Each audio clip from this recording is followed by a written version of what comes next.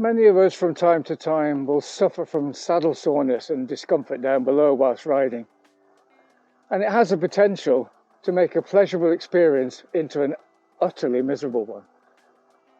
Some are lucky enough to never have this, others seem destined to always be a little sore after a ride. Over the last few years, I've discovered to my cost that a steam-trained cyclist wasn't somebody as fast as a locomotive, but a cyclist who always has a tender behind. I think that was probably wasted on anyone under the age of 50 or who didn't watch Thomas the Tank Engine, I suppose.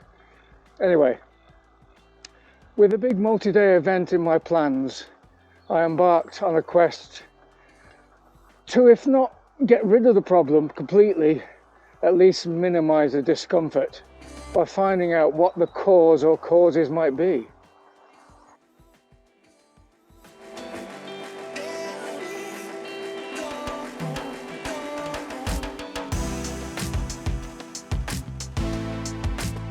So the reasons we get sore are soreness caused by bacteria through sweating, chafing and friction, and excess pressure, or pressure in the wrong place. Now, it's easy to assume your saddle is the problem. And although it may not be, you have to be sure, first of all, before you look at anything else, that you have the correct saddle for you and it's set up right. Which in itself is an eye-opener for a beginner cyclist. I'm not launching into a bike fit video here. There are plenty of those around to do it far better than I could ever do. But your bike, and particularly your saddle, needs to fit you. And as a beginner, it's easy to fall into the trap of thinking the bigger and softer a padded saddle is, the more comfy it will be. And you end up with something as big and comfortable looking as your nan's armchair. They may be fine for a quick 15 minutes down the road to the shop, and many people's experience with bikes before taking it up as a hobby is exactly that. But prolonged rides with that kind of saddle are a recipe for disaster, as your sit bones, which should be the contact with the saddle, sink into that squidgy soft saddle, and the soft tissue that shouldn't be taking your weight is now in full contact with the saddle.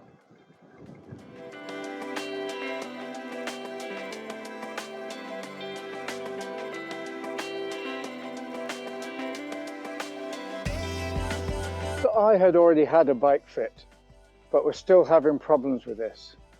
So I was able to book in a saddle fitting session locally. Now, saddles come in different shapes and sizes and need to be at the correct height, the correct fore and aft position, and the correct tilt. I was able to be tested using presser technology and then use a saddle for a few weeks, and if it wasn't feeling right, repeated the process, and Lee persevered until we got a positive result. There is no one solution for everyone, otherwise there'd only be one saddle. We're all our own unique shape. These photos show the pressure map on the first saddle we tried compared to the final one, and you can see the reduction in pressure. The color coding goes from red, orange and yellow through to green and blue. I don't have a photo of the situation before any adjustments, but there was plenty of red and orange on it, I can remember, and it was painful just looking at the photo, to be honest. Bizarrely, I completed my multi-day event using a lady's saddle that Lee would initially have never even thought of, but hit on the idea after a few sessions.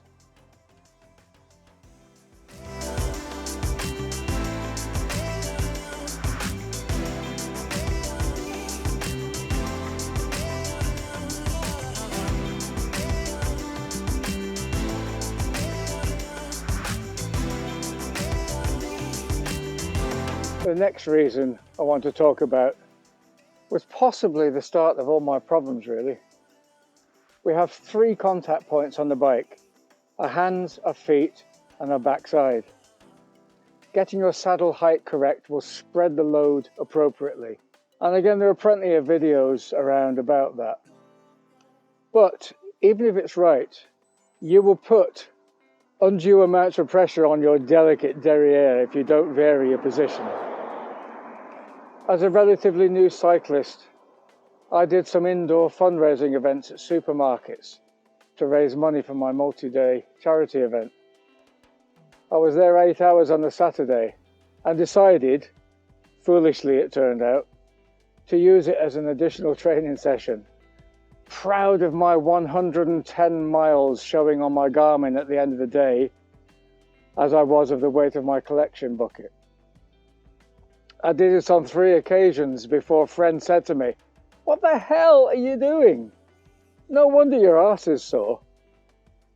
So, a word of warning, please learn from the experience of this idiot.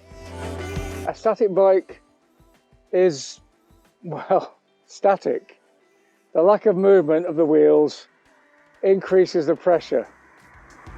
You're not lifting your butt off the saddle when stopping at junctions, roundabouts, traffic lights. You're not lifting it up to stand on the pedals on a climb. It's just so different. And I caused myself a massive problem that in reality 3 years later has never completely gone away. So on a long ride, take every opportunity to get your ass off the saddle. I didn't used to stand up whilst climbing, but now I do that a fair bit, which has also, as a result, improved my leg strength, which is a bonus.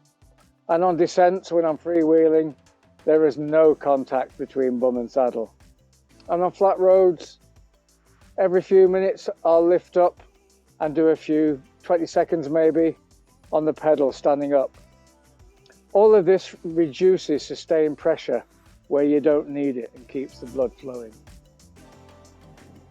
Now this is part of varying bike position, but I've listed it separately really because it's a very alien thing to those beginner cyclists who've never used dropped handlebars.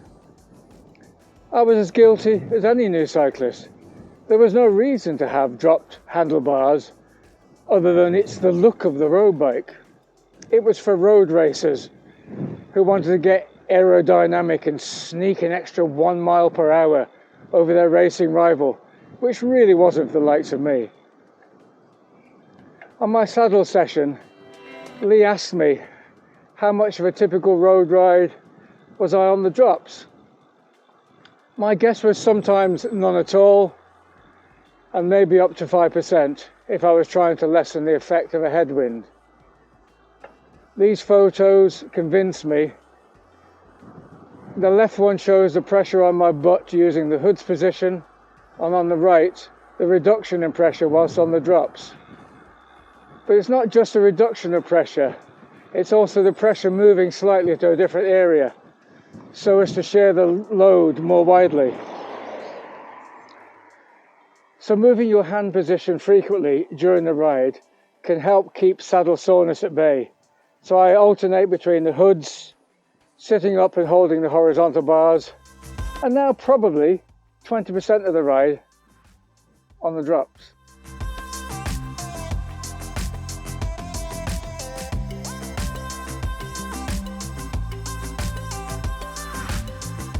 Here we are, home sweet home.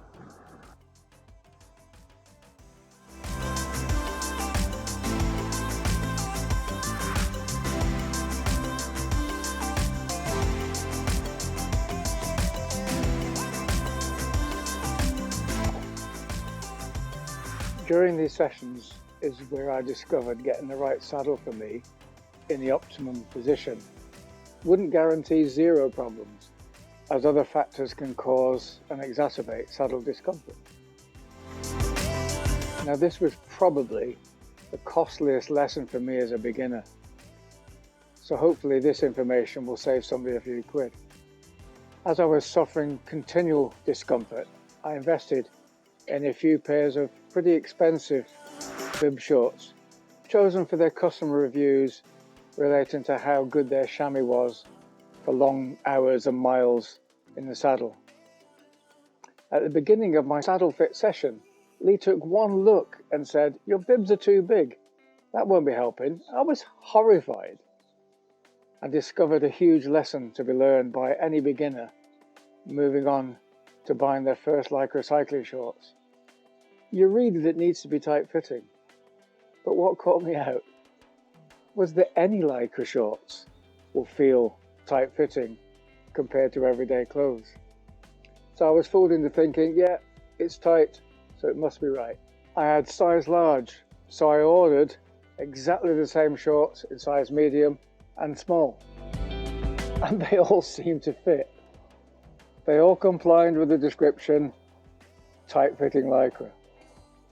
You just need to ensure the chamois is snug up against your delicate areas with no room for movement, which can cause friction, but not so tight around the legs so it feels like it will impede the blood flow and be uncomfortable.